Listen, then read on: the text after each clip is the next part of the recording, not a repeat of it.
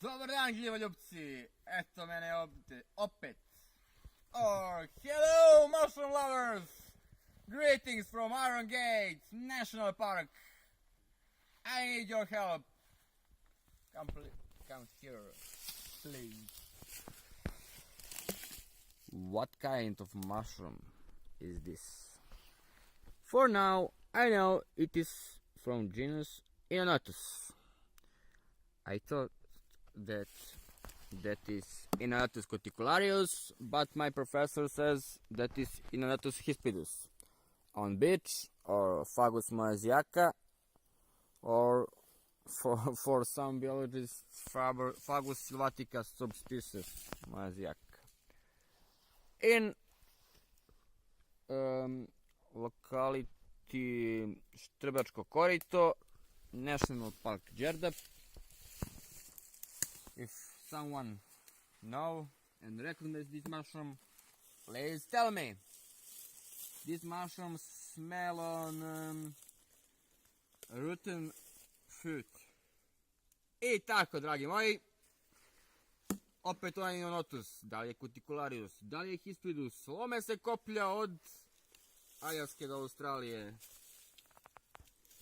Kolega je gljivu snimio, gljiva, ovo je mlađi primjerak, nalazili se u svih fazama starosti, ko prati stranicu video je. Sad ima slab miris po voću, makar ovako ovo smo presekli prvi put kad smo snimali, ja smo se malo tehnički smo imali probleme. I sad već miriše jače.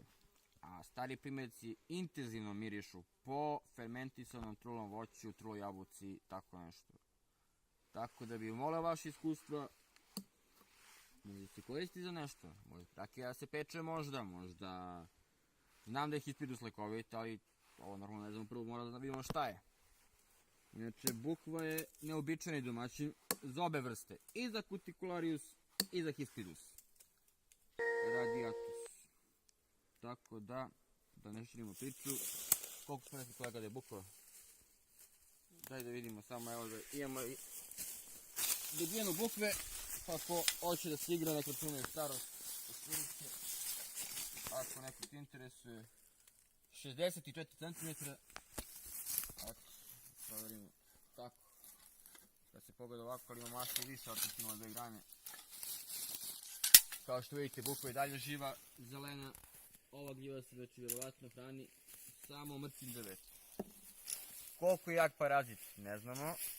To da se neko zainteresuje, na primjer ja, ili da ispratimo nekoliko godina, točno konkretno ovu bukvu, pa vidimo za koliko godina će ona uginuti. Do sada sam nalazio ovakve slučajeve, ali su obično bukve već bile polusuve, ili nekim slučajevima suve, pa i prelomljene faktički na ovim ostacima. Za sada isključivo na bukvi. Predloge izvolite, komentarišite, pa da vidimo šta je.